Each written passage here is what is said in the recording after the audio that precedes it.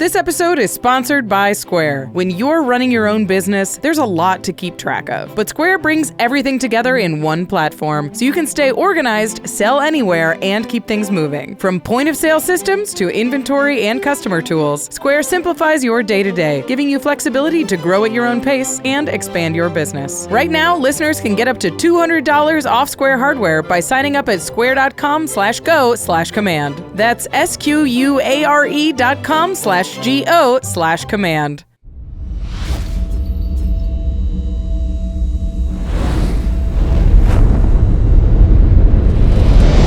Greetings, humans. You have entered the Command Zone, your destination for all aspects of Elder Dragon Highlander.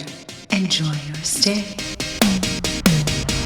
Hello, everybody, and welcome back to another episode of the Command Zone podcast. I'm your host, Rachel Weeks, and today we have a special guest.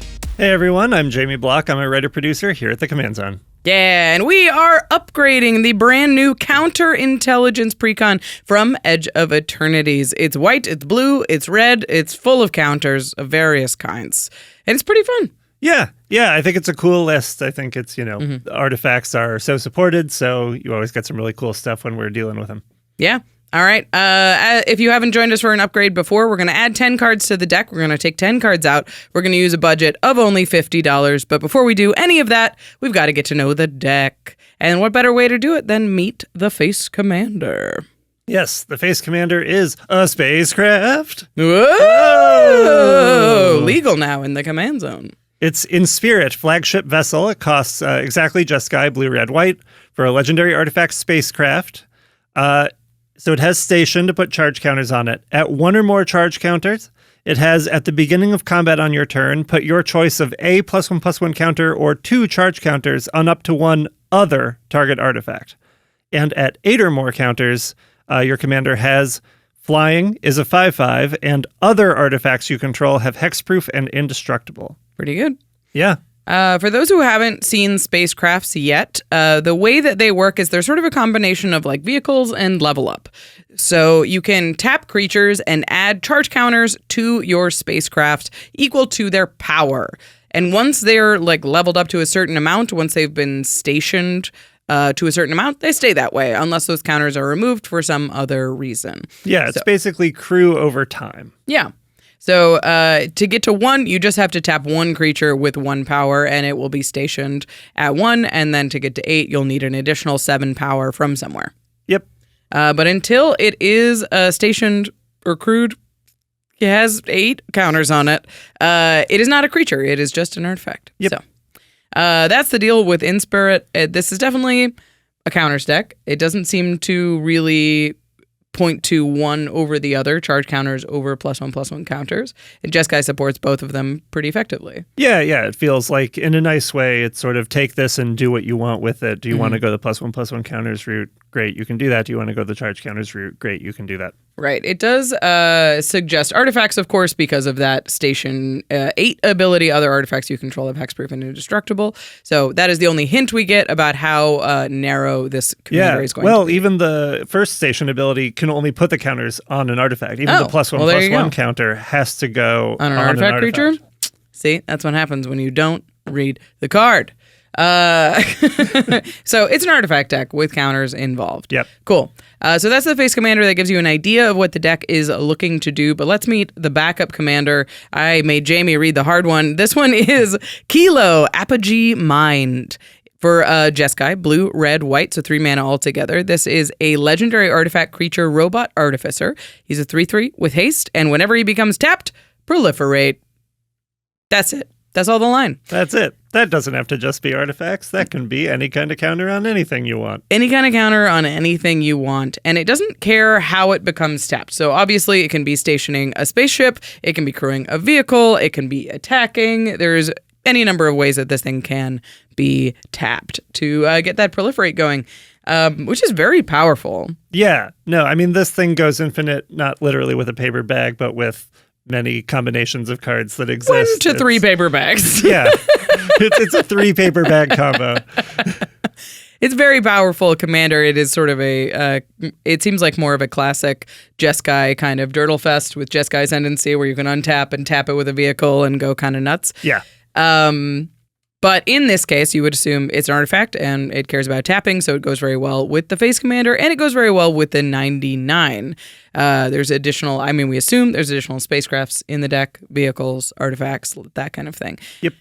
So we will dive deeper into the deck to get to know which commander we want to put in the command zone for this deck. But before we get any deeper, if you want to support the show, you can shop for this deck and any of the cards from Edge of Eternities or beyond at Universes Beyond or not at cardkingdom.com/command. Card Kingdom has a huge selection of singles of sealed product. If you're excited about Edge of Eternities, the set is sweet. The lands are awesome. The flavor's really cool. I'm really into all the bugs. So if you want to dig into Edge of Eternities, you can shop with Card Kingdom and you're supporting the show. Plus Card Kingdom, they're pros. They have a ton of cards in one spot. When you're buying cards from them, you know that the cards are going to be the ones you ordered in the condition you ordered, and they're going to arrive safely at your doorstep.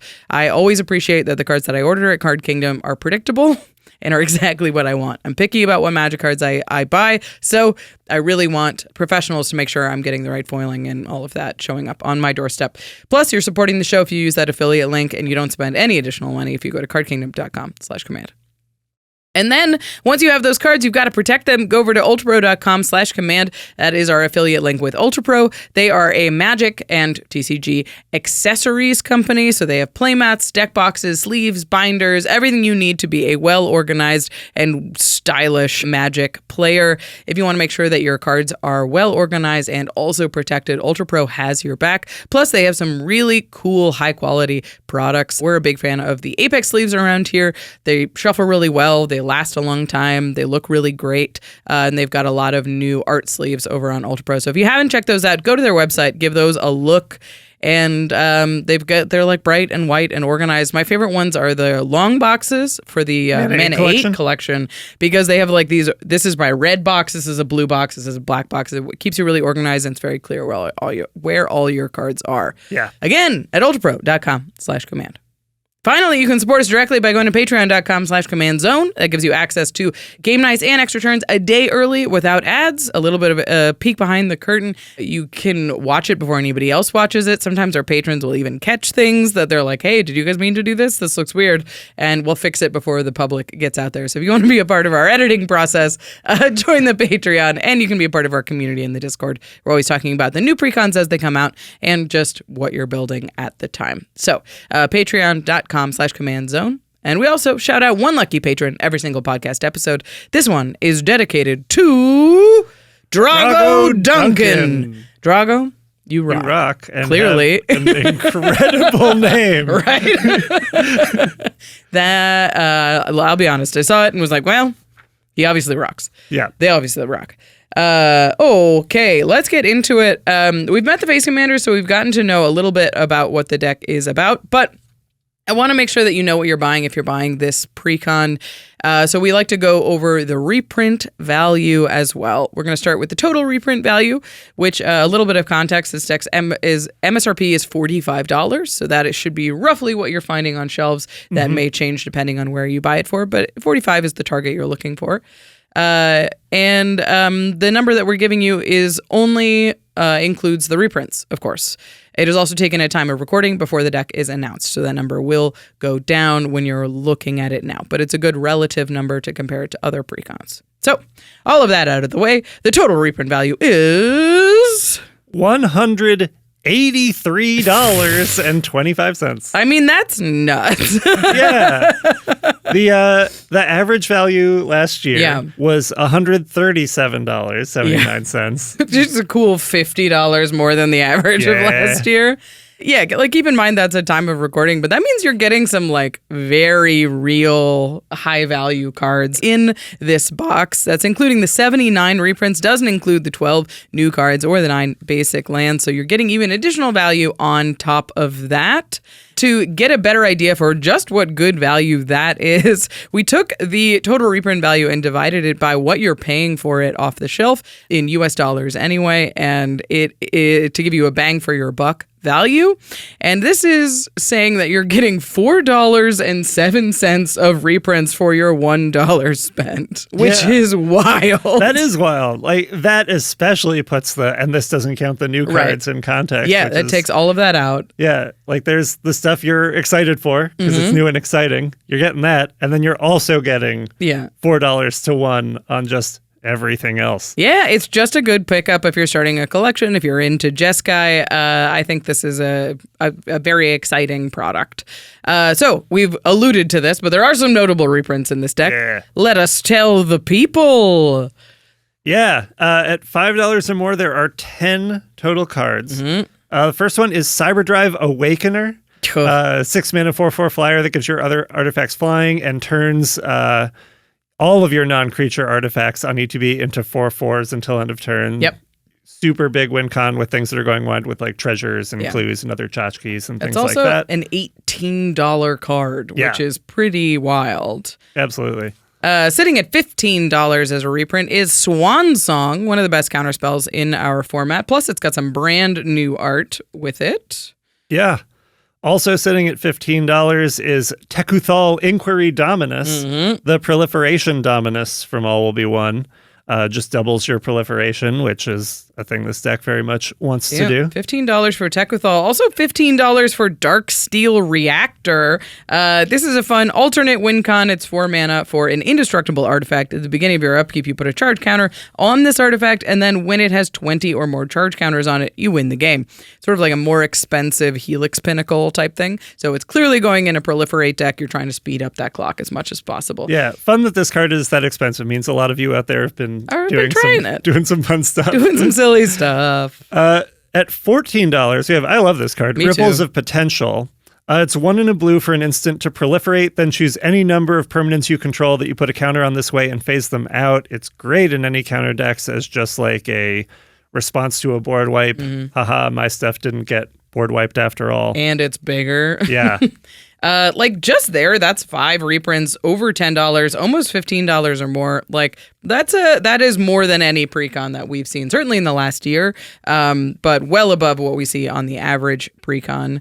And it continues up next with $9.50. It's Joyra Weatherlight Captain. Draw a card every time you cast a historic spell. Yes, please. Yeah. Then at $9 even, Alibu Ancient Witness. This card's messed up. Yeah, big scry, big damage based on how many artifacts you're attacking with, gives your artifacts haste. Or it's just not even attacking, just tapped ones. Yeah, your mana rocks are just dealing damage. Yeah, it's as long as you're attacking with one artifact creature, Alibu will deal a ton of damage and set up the top of your library. A classic at $6, it's Phyrexian Metamorph, a clone, an artifact, it does it all. At $5.50, pretty classic and well-desired ramp piece in Cloud Key. Yeah, and some new art on Cloud Key. Yeah, very pretty. And finally, yes, at $5, it is Mycosynth Gardens. This is a artifact. Well, it's not an artifact land. It's a land sphere, excuse me. But you can turn it into a copy of an artifact that you do control. So this is a cool land that's really good in artifact decks where you kind of need to push the deck over the line in the late game. Yeah, this is a land that I've sort of just been trying to put into decks that aren't too hungry for their colors, just because, like, I know I have a Soul Ring in the deck. Sure. At some point, it could turn into that, maybe, and at worst, it is still just a land that taps for colorless. Absolutely. Happy to have 2 of those. Yeah, Mycosynth Gardens is great. Nice to have in your toolbox. So those are the reprints. A lot of value there, a lot of really playable cards. Sometimes we'll look at these lists and they're like sort of super narrow reprints, and some of them are, but a lot of these are just like really good cards to have in your collection that are annoying to pay $10 for. So hopefully y'all are excited about that. That is the breakdown of the deck financially. Of course, we were going to talk about it mechanically, which means it is time to break down the stats. Because it's a robot. All right, let's talk about it. First, we like to talk about the nuts and bolts of the deck, the thing that make every commander deck go. We compare that to our deck building template that came out a couple of months ago. So if any of these words are strange to you, go check out that episode. Go watch it. Yeah. Okay. Ramp. Ramp, there are 11 pieces of ramp in the deck. That's a little low for a deck like this. For artifact decks, I expect it to usually have a little bit more, but this does seem to be very pip intensive, so maybe it's not that kind of deck. Yeah, and also, so much ramp is, I'm playing this on 2 for my 4-mana commander. This deck has 2 3-mana commanders as your option. You just care less about ramping on 2 necessarily than you do in other decks. And also, some of the ramp, a lot of it uses counters that you're going to be growing. So not that it quite works this way with the quantity of ramp, like it's more about seeing the cards than it is about how effective they are. But a lot of the ramp in the deck you can make better as the game goes on. Like your 2-mana rock by turn 6 is maybe tapping for 4 if you've been putting counters on it. Yeah, I did not have a problem developing mana in this deck. In fact, there's a lot of X spells that are places to put all of that mana. So I think the deck makes plenty of mana regardless of this low ramp count. Up next, there are 12 pieces of card advantage. This is exactly the number that we recommend is the minimum for this kind of deck. So I think this is perfectly acceptable. And like we said, a couple of those are big X spells that say draw 5, 6, 10 cards.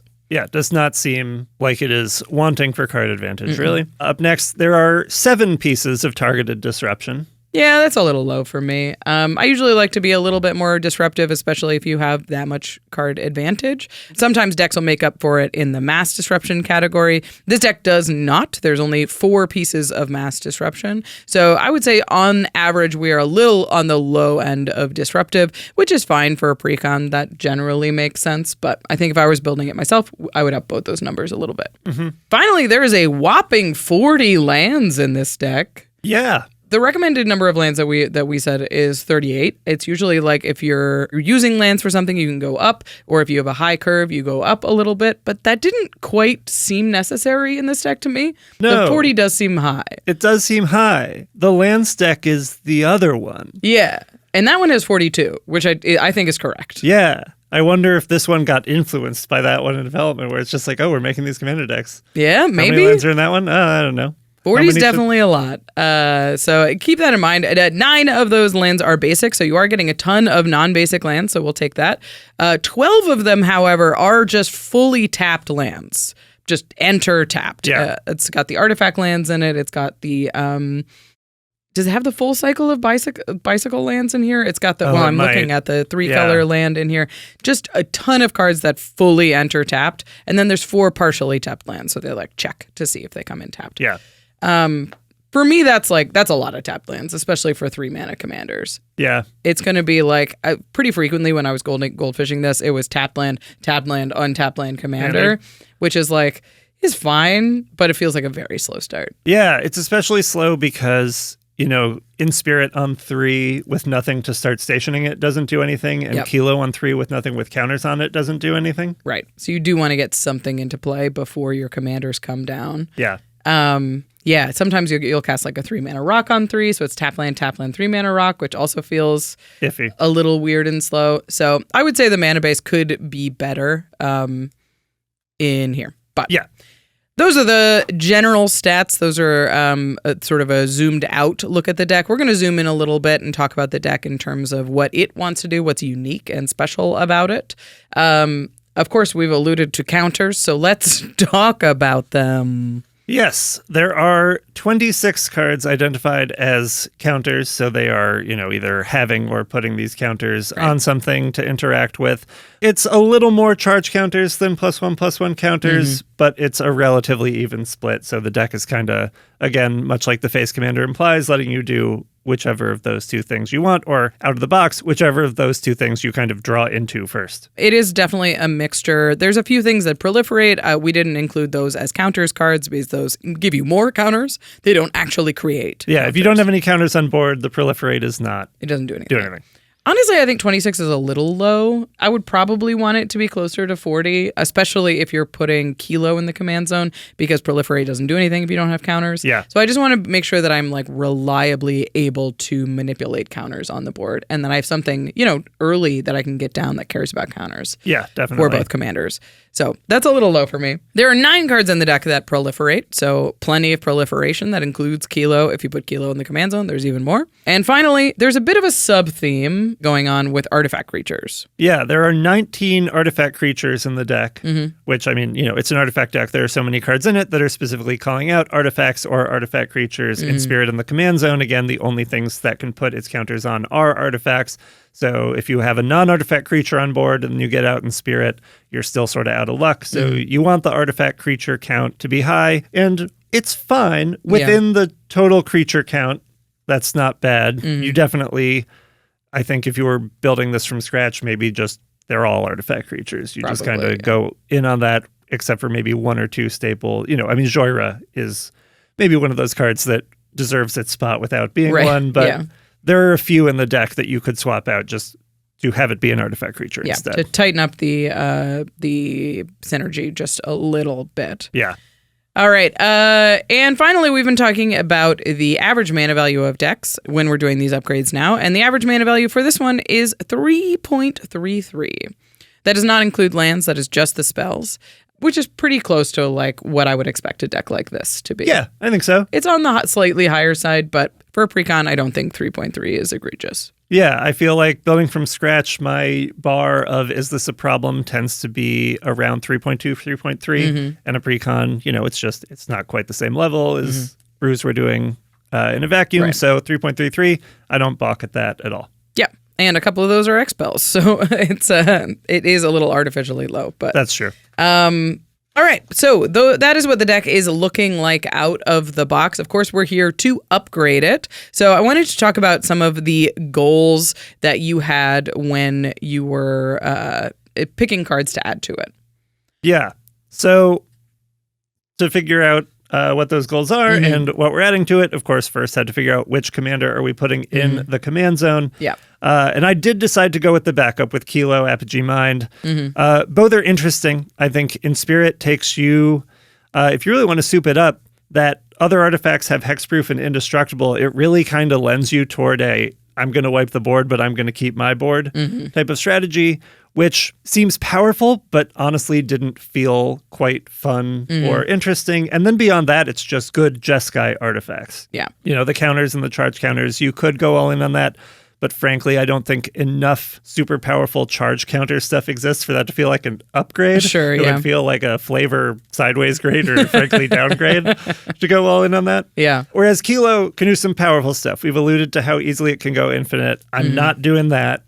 Just sort of on principle. If you want to do that, do it. Do it. Yeah. Sick. Swap one of the things that I'm going to say later for one of the things that makes it go infinite, and you've done it.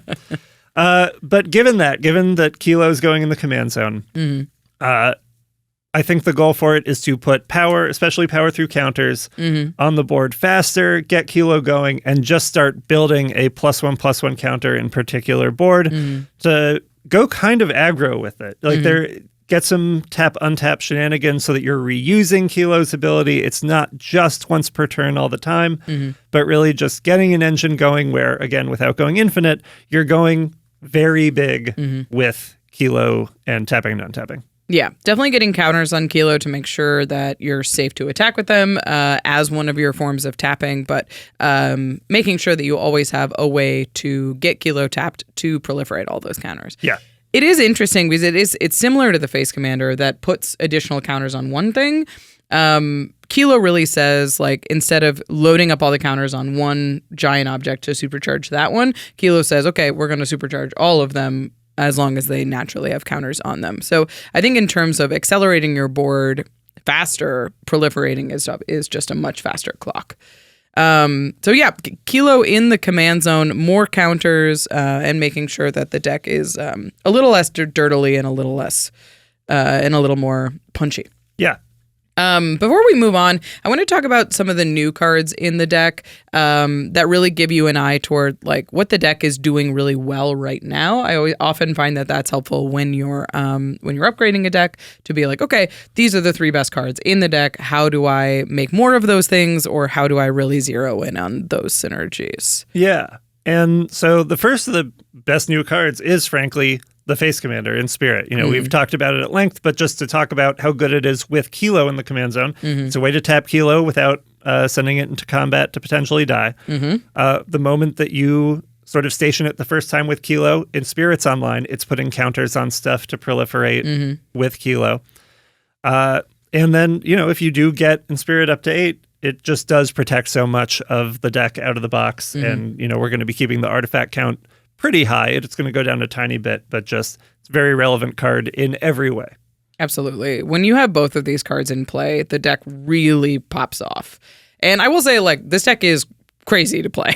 Like, there's so many counters, there's so many tokens, there's a lot of little things to keep busy with, especially when you're proliferating, making sure that you have like, okay, these are charge counters and these are +1 counters, and managing your board state gets pretty wacky, especially when you have these 2 cards in play. Yeah, I didn't do it, but hey, add some sagas in here. Yeah, go crazy. Confuse everyone. We make them summons too, so that it could be either kind of counter. Perfect. Exactly. Just madness. Every Jeskai commander is just like, I'm going to take 20 minutes and I'm going to hit you for 5. Yep. Hey, sometimes it's for 10, 15. That's true. It could be even more. Okay. Other new cards that are actually new to this episode of the podcast. Patrolling Peacemaker. I think this card's sweet. This card's nuts, yeah. It's 2 and a white for an artifact creature robot soldier. It's a 0/0, but it enters with 2 +1/+1 counters on it and main line of text. Whenever an opponent commits a crime, proliferate.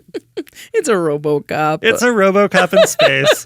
The flavor on it is great, but also opponents committing crimes just happens so much. Yeah. I mean, you can incidentally create crimes just so easily. Like, it's any removal spell. It's anytime they like hit a card out of a graveyard. It's anytime anything. It's a counter spells. Anytime anything becomes a target of anything an opponent controls becomes a target of a spell or ability. We did it. Yeah. Even when they go to remove this, it is very likely to be them committing a crime. So even on the way out, you're going to get some value from it. Yeah. But yeah, the fact that it has counters on itself, so it's making itself bigger and sort of, harder to remove for some decks, at least in combat, or if you are playing red and don't have destroy target artifact for some reason. What is your expectation for how many times this will trigger in a turn rotation? Is it once? Maybe twice? I think it's going to be so pod dependent, but average maybe 1.2, something like that. Sure, yeah. I that's about my expectation as well. Yeah, every so often you're going to be lucky and your opponent is going to have something on board that's like at the beginning of your upkeep, target opponent. So it's like that's a guaranteed one and then the rest is gravy. But, I think a reasonable expectation is between 1 and 1.5 triggers per turn cycle. Cool. This card's really funny and really powerful in the deck. I was excited to see it. Yeah. All right, and we've got one more we wanted to talk about. Yes, Uthros Research Craft, another spacecraft, 2 in a blue. It has station and all the usual spacecraft functionality. At 3 charge counters or more, it has the text, whenever you cast an artifact spell, draw a card and put a charge counter on this spacecraft. Pretty good. Pretty good, and, very quote-unquote convenient that Kilo has 3 power, so exactly enough to get that mode online. It's almost like they designed it that way, but they didn't, and I will fight anyone who says otherwise. And then if you get it up to 12 counters or more, it becomes an 08 with flying that gets +1/+0 for each artifact you control. So at least a 1/8 because it's an artifact itself. I don't care about that part. I care about the fact that it's draw a card whenever you play an artifact spell, and it's a way to get Kilo tapped. And it's a 3-mana artifact itself. Yeah, there's a lot to like about Uthros here. Being able to just crew it with your commander and be off to the races means this is going to be a really powerful card in your deck. Yeah. All right, those are the best new cards from the, what is this called? Counterintelligence. This is one of my favorite Precon Punny names. Yeah, it's a very good one. I saw it and was like, They did it. They did it. All right. We're going to get into this upgrade. We're going to give you 10 cards to add and 10 cards to take out after a few words from our sponsors. You know what's great about Ristic Study? I think so. All the quick and easy payments. Exactly. Wait, what? Do you pay the one? Yes. Simple. Uh-huh. The only way to make payments quicker and easier would be with our sponsor, Square. Ah, now I get it. Square is the business tool that simplifies your day-to-day with sleek point-of-sale hardware and helpful behind-the-scenes tools. So customers can check out faster than you can say, do you pay the $1.99? A bunch of our favorite nearby restaurants use Square, and I always appreciate how it keeps the lunch rush moving. And it's designed for businesses at every stage of growth, whether you're just getting started with a small booth at a farmer's market or looking to expand your successful coffee shop into a second or third location. Plus, Square has a ton of online tools to help business owners track sales, manage inventory, and better understand their customers. Wow, sounds like Square might just be a game changer. Puns! Square keeps up so you don't have to slow down. Get everything you need to run and grow your business without any long-term commitments. And why wait? Right now, you can get up to $200 off Square hardware at square.com/go/command. That's SQUARE.com/GO/command. Run your business smarter with Square. Get started today.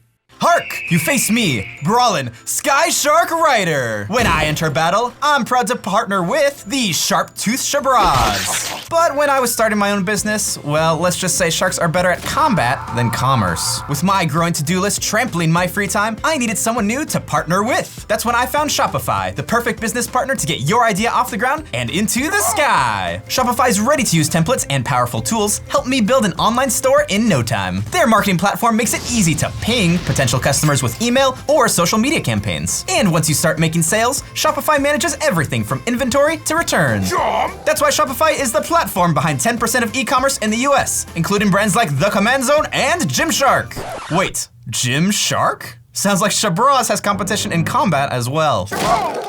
Turn your big business idea into with Shopify on your side. Sign up for your $1 per month trial and start selling today at shopify.com/TCZ. Go to shopify.com/TCZ. Again, shopify.com/TCZ.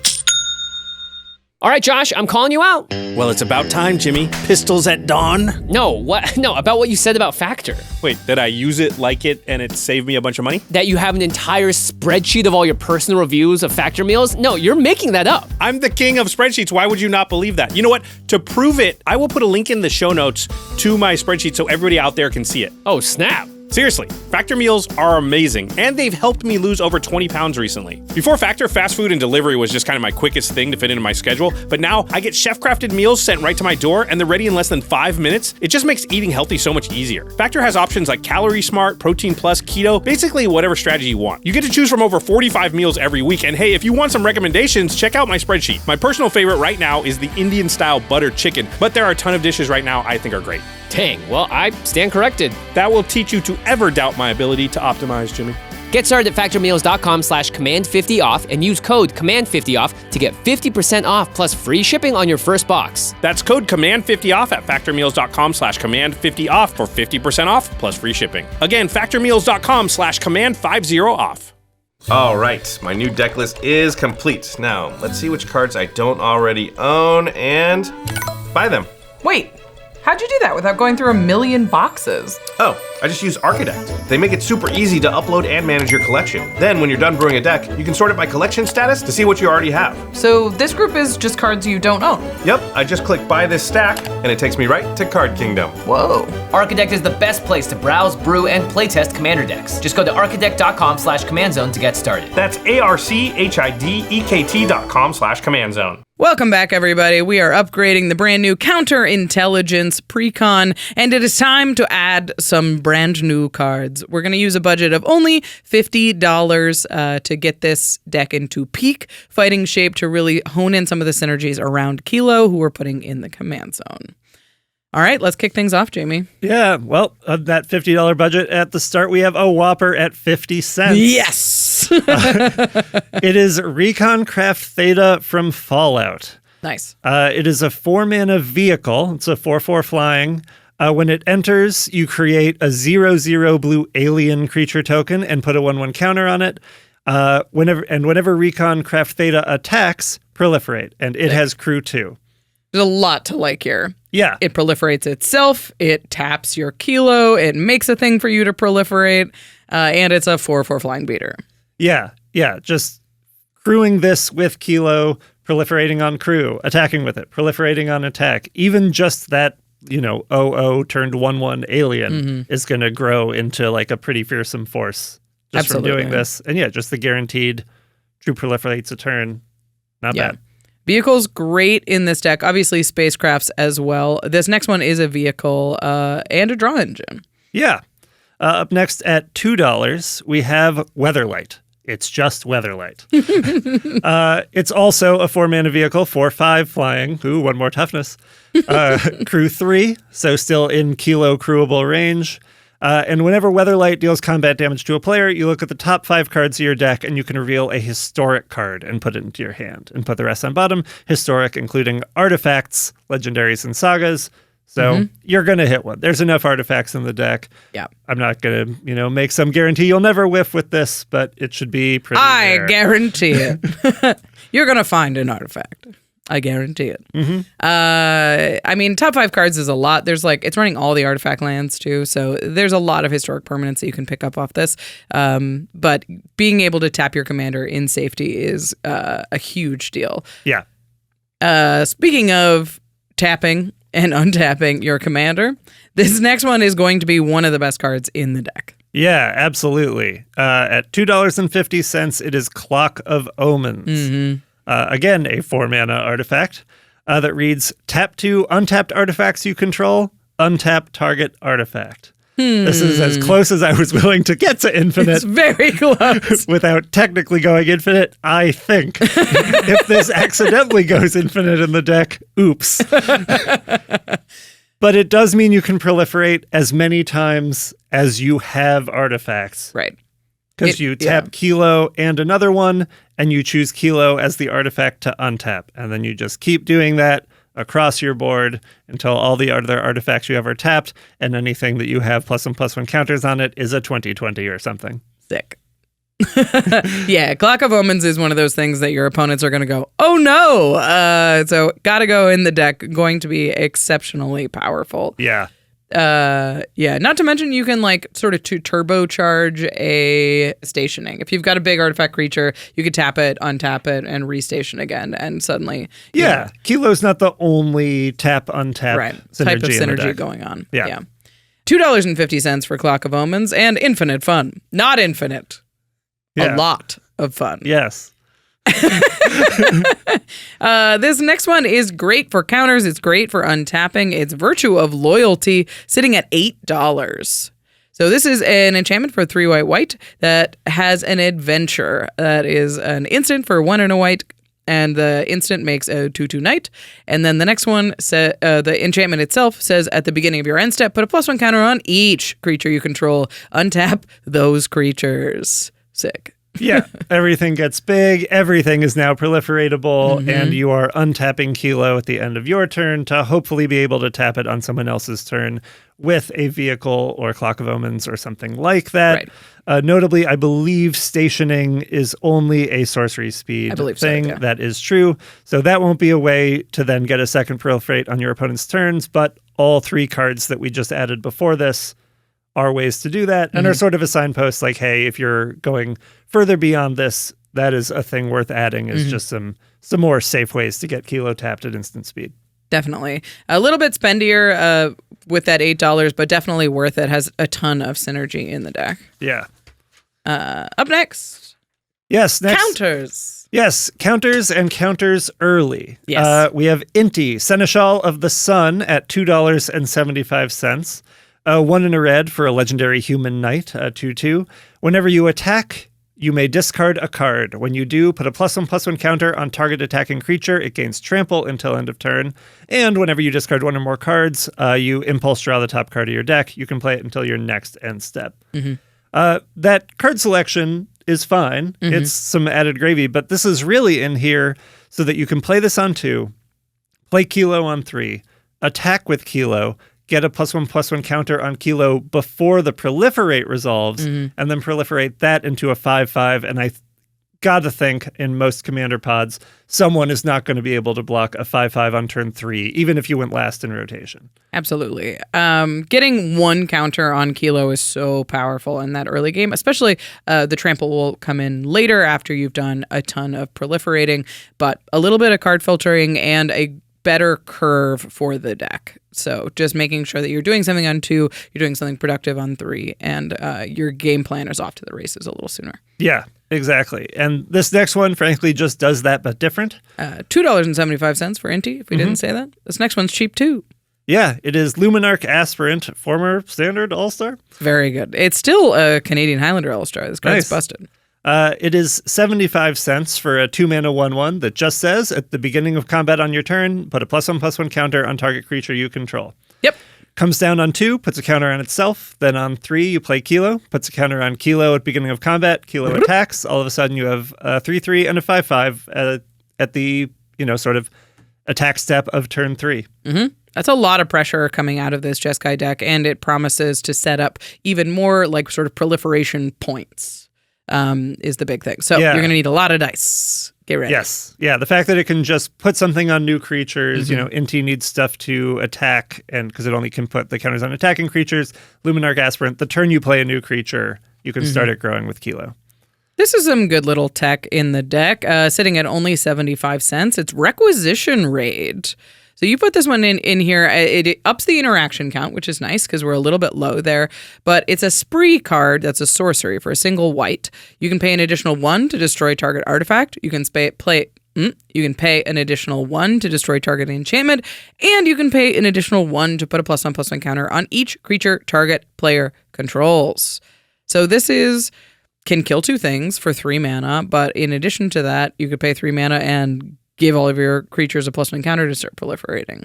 Yeah. Yeah, I think it's just so versatile. There might even be situations where you're just using the +1/+1 counter mode because you're sort of about to pop off in some way with proliferating. The fact that you can just mix and match these modes as you want, it just seems like a really solid piece of tech in the deck that it's because your deck cares about counters, it's never going to be irrelevant. It's never going to be interaction sitting in your hand where there's nothing that it interacts with that you care about. Absolutely. I like this one a lot.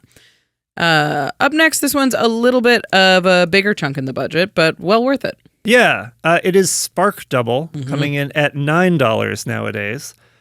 This is a 4-mana clone. You may have Spark Double enter the battlefield as a copy of a creature or planeswalker you control, except it enters with an additional 1/1 counter on it if it's a creature. And it isn't legendary. Nice. Second Kilo already starts with a counter on it. You attack with both Kilos. You're double proliferating. Hopefully, you've gotten a counter on the first Kilo. Having 2 Kilos that are both big enough to sort of attack safely on board feels really good. It's a very powerful start, and really puts a lot of pressure on the disruption in your opponent's hands. When you have 2 of your commander and you're like, okay, I could kill 1, but that doesn't really solve the problem. They start pivoting toward like, okay, we need a board wipe, and board wipes are harder to come by than disruption. So yeah, exactly. Feels pretty good in this deck, worth the $9. Up next, a classic in +1/+1 counter decks, and the price has come down a lot since a series of reprints. It's Walking Ballista. Yeah, Walking Ballista just $9.50 now. That's a steal for this card, in my opinion. $9.50 is very powerful. Yeah, to any of the Walking Ballista newbies out there, it's XX for a 0/0 that enters with X +1/+1 counters on it. So you pay 2, you get 1 counter. You pay 4, you get 2 counters. You can pay 4 to put a 1/1 counter on it, but the main line of text that people play the card for, you can remove a 1/1 counter from it to deal 1 damage to anything, to any target. Creatures, faces, planeswalkers. Faces again. Faces again. If you do go infinite, boy, oh boy, is this a way to win. Walking Ballista is just incredible in decks like this. It means anytime you're proliferating, it is both a win con and disruption. And Walking Ballista itself is, of course, a threat in combat if you get it big enough. Yeah, and so many, the more sort of efficient the format gets. Yeah. So many boards, at least one of the pivotal pieces is going to have like toughness 3 or less, something like that. If you're proliferating a couple times onto Walking Ballista, it can, at the very least, be a regular thing of proliferate enough to destroy something important without losing Walking Ballista, and just keep repeating that process so your opponents can't keep their sort of efficient value pieces on the board for more than a turn. Absolutely.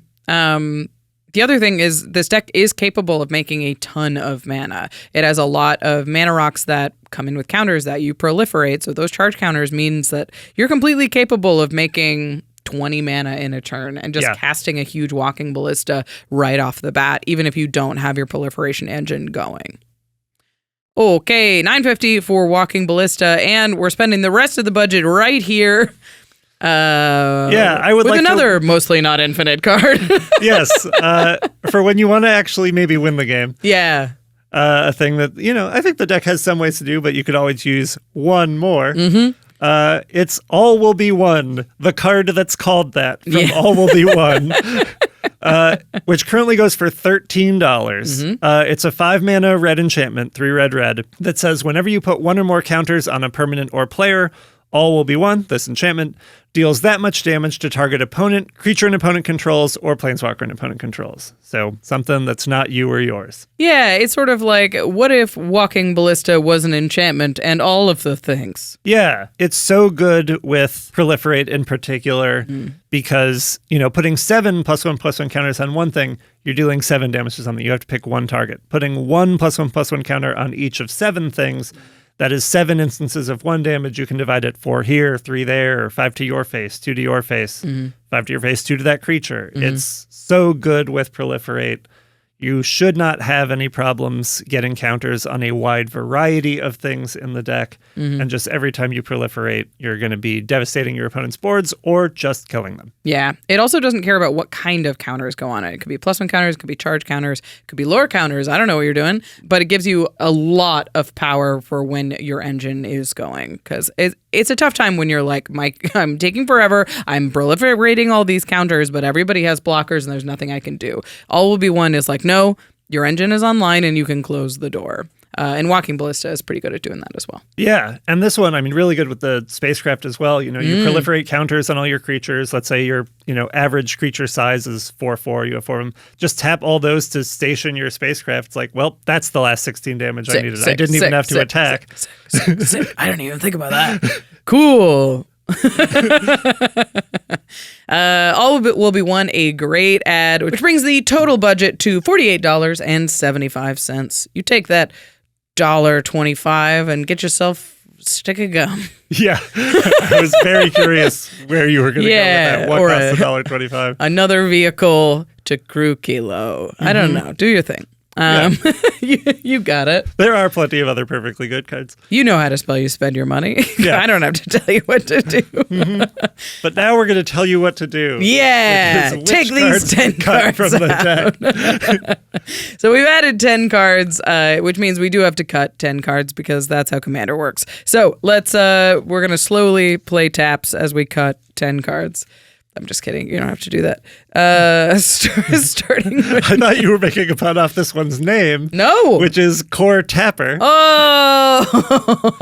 Yeah. R.I.P. It's a 2-mana 1/1 that only puts charge counters on things. It does so kind of slowly. I think the Kilo strategy is, you're profiting a lot more from your +1/+1 counters than you are from your charge counters. Yeah, there's only 14 cards in the deck that care about charge counters. So it's just not enough cards that it works with. Yeah, if you don't have any, this does literally nothing except be an inefficient vanilla 1/1. Nice. All right, up next. Up next is Moxite Refinery, which is a new card. So to read out what it does, it's a 2-mana artifact.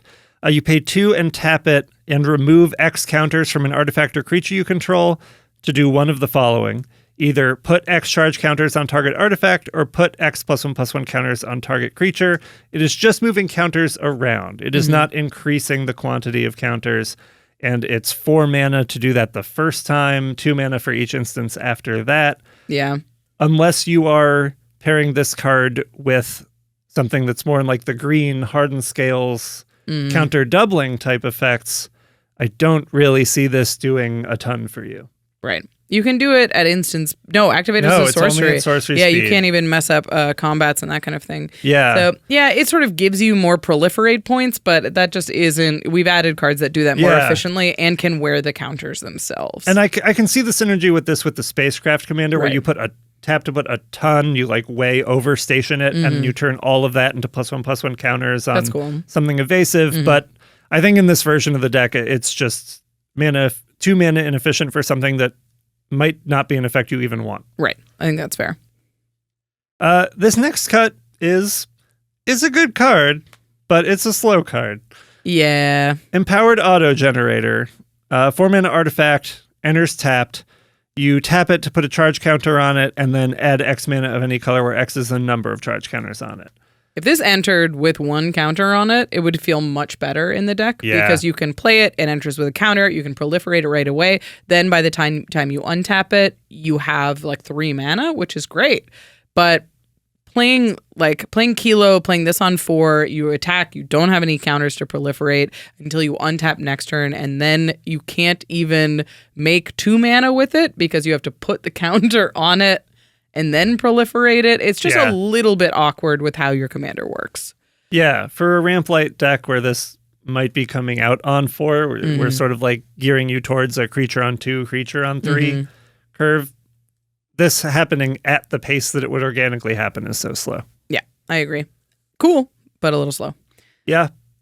Up next, there's a fair amount of there's not as much mass disruption as we normally put in a deck, but there are quite a few board wipes. Yeah, which I there's get like it 4 with board wipes, right? Yeah, within Spirit, I get it because you've made all your artifacts indestructible, Right. so you are going for the I blow up the board, but I keep mine plan, but I'm not keeping in Spirit in the command zone, so the quantity of board wipes in the deck just felt one too many, and this one being a little on the mana inefficient side for board wipes these days, it's a perfectly good card, but it's just too redundant with a thing the deck doesn't need that many of anymore. So Fumigate coming out as well makes sense. And this next card is also much better within Spirit.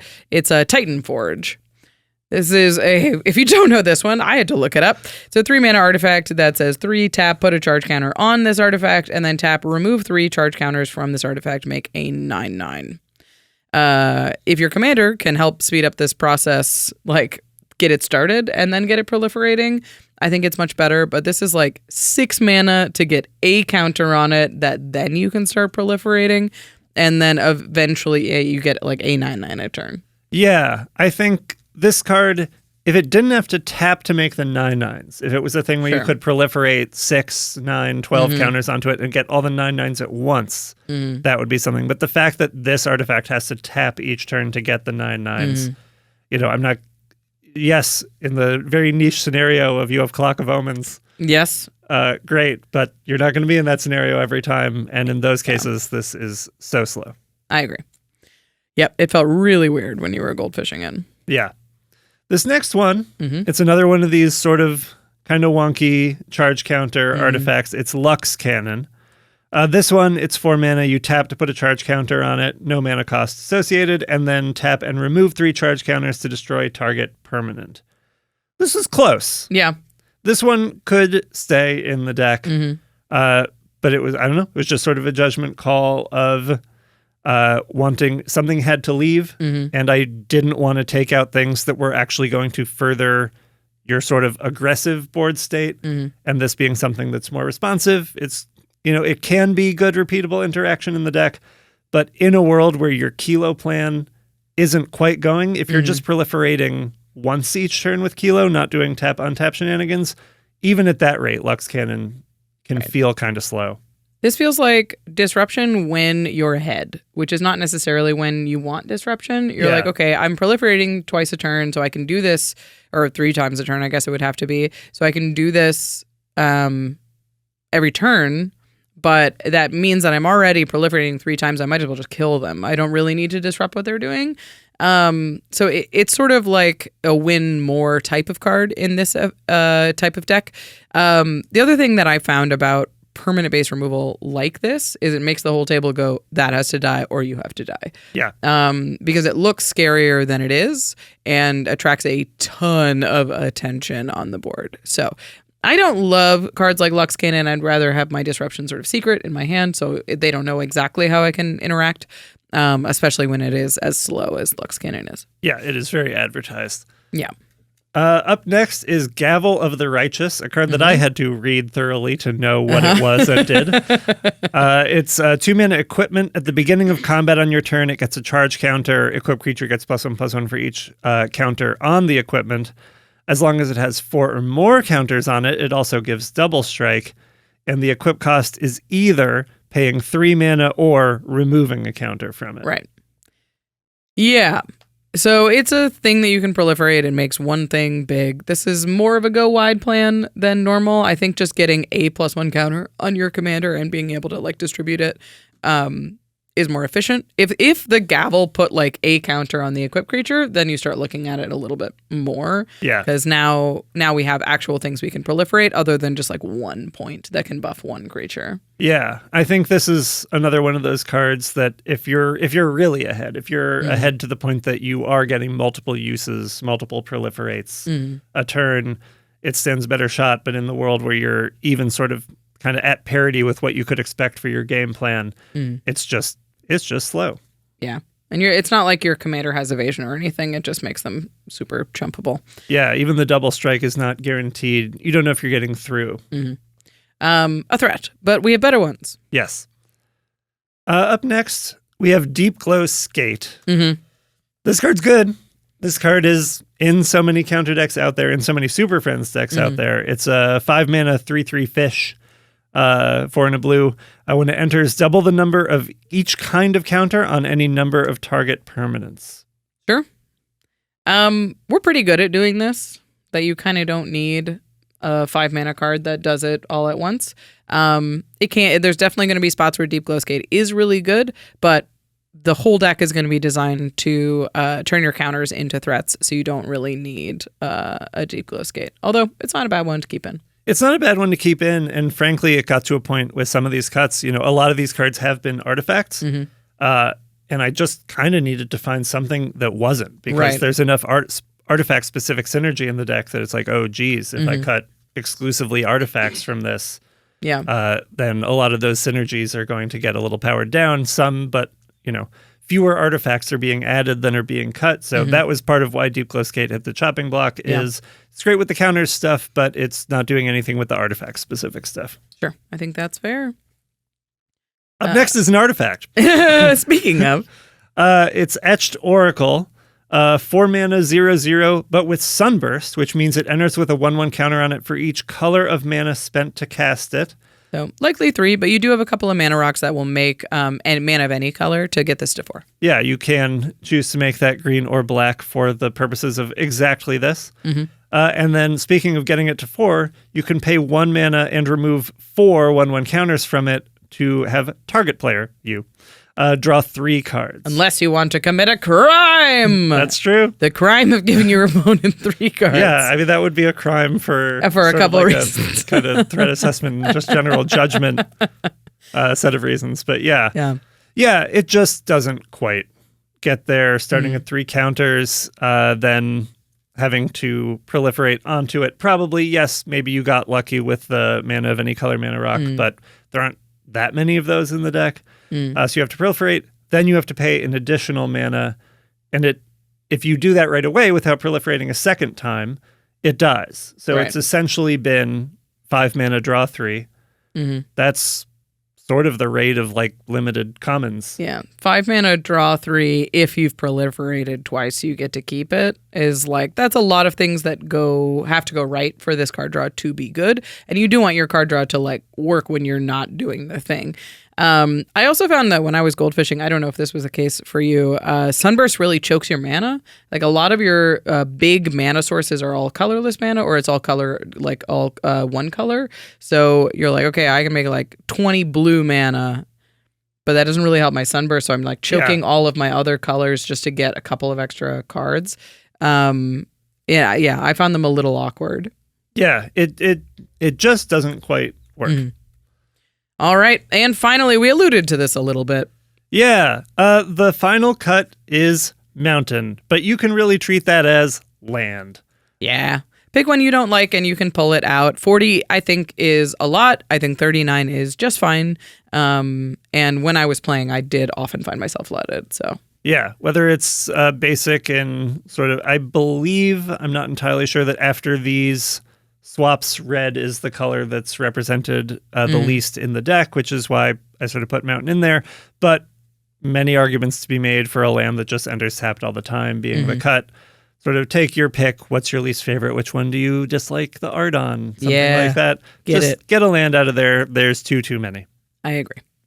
Okay, that's it. We've added 10. We've taken 10 cards out, and now it's time to play it.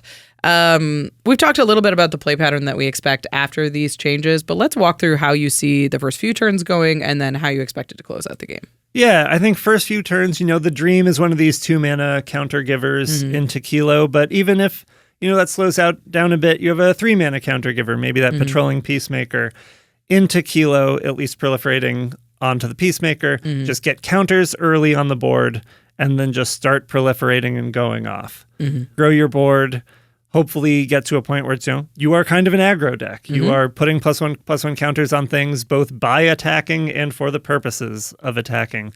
And just furthering that aggro game plan. And if along the way you find some of these tap-untap shenanigans, Clock of Omens, the vehicles, the Virtue, be doing that game plan, but twice as fast, then you'll kill your opponents twice as fast. But yeah, get counters, get proliferating, get aggro. I think the big difference to recognize that we've mentioned a little bit already is like the difference between In-Spirit is trying to put a ton of counters on like specific objects, and Kilo is trying to sort of go wide with counters, to have a lot of counters so that Proliferate does maximum value. So when given the choice to sort of load up one creature or spread those counters out, always spread those counters out to make your commander's ability more effective, and the Proliferate cards that we did like add to the deck. So something to keep in mind. All right, that's the deck. That's the Counter Intelligence Precon. This one's very cool, has a lot of cool pieces in it. So I'm curious to see what people do with it. Like if In-Spirit is the more popular commander or if Kilo jumps out to the front. I think we were more interested in Kilo overall, but let us know what you think. To the listeners, any cards we missed for this upgrade that you would have absolutely put in the deck, any cards we suggested to take out or even add that you disagree with. We always want to hear what you're talking about. There's a lot of people that will be upgrading this deck, so leave your comments below and hopefully it'll be helpful. Again, we talk about all the precons in our Discord, so if you want to join our Patreon and be a part of that conversation, if you're upgrading this deck, you can talk to other people that are upgrading and see what they think about it.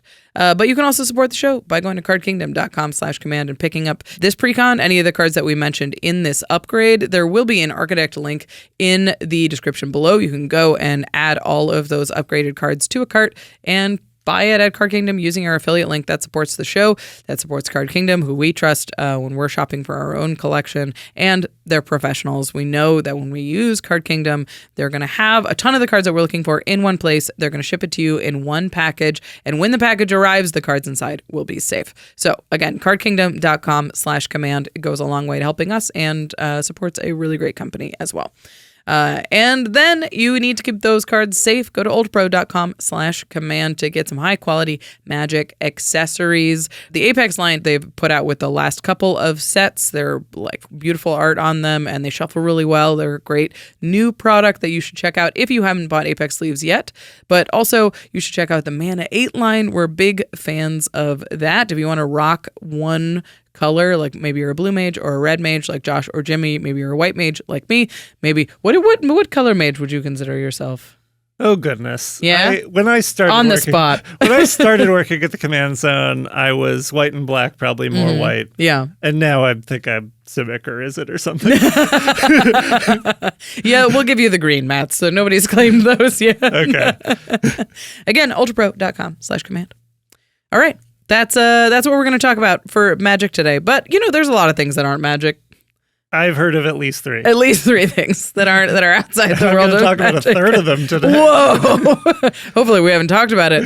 We're going to move to the end step and talk about something cool that we're into outside the world of magic. And Jamie's got something that you said was new to you. It's new to me. I think it's ongoing, so I think new episodes of it will exist. It is an anime that my girlfriend introduced me to called Spy Family. Okay. It is one of the more aggressively cute things in the world. It is about a spy who has to go undercover as a family man. He's sort of a very James Bond. They make a lot of James Bond specific allusions. The Americans. More or less. And he, unbeknownst to him, ends up choosing a sort of super capable assassin as his fake wife. So they are both hiding their identity from each other, and they have, unbeknownst to them, a 6-year-old telepath as their child who is hiding that she is a telepath. Hilarious. So you have these 3 people. Eventually they get a dog who, of course, also has a superpower. But it's just these sort of adventures as sort of our main hero has to balance the family man act with sort of the needs and specifics of his mission, trying to, bring peace to this fictional world at war. That's fun. It's very cute. It's called Spy Family. It's called Spy Family. Check it out. Spy on your family. Don't do that. Don't do that. Don't. They're hiding something from the you. Audio They only are. listeners, Rachel was making a face that made it clear that was a joke. All right, check out. Where can you find Spy Family? Do you know? I've been watching it on Crunchyroll. I couldn't speak to where else you can find it, but if you Google Spy Family, I hope that it will lead you to that. Don't spy on your family. The Command Zone does not endorse spying on your family, unless, of course, they're a telepath, and you should get them. All right. Before we go, we've got to say thank you to our amazing team here who makes this episode and all of our episodes and content possible. So thank you to Sebastian Salazar, Karina Cruz, Gaurav Galati, Jordan Pridgeon, Jake Boss, Becky Bell, Rachel Kendra, Eric Lem, Manson Lung, Josh Murphy, Evan Limburger, Sam Waldo, Josh Lee Kwai, Jimmy Wong, and of course to Jamie Block, who took the time to talk about robots with me today. Thanks for joining us. You're welcome. Goodbye. Goodbye. Wow, I do not have a robot voice. I have a bad robot voice. Goodbye. Goodbye.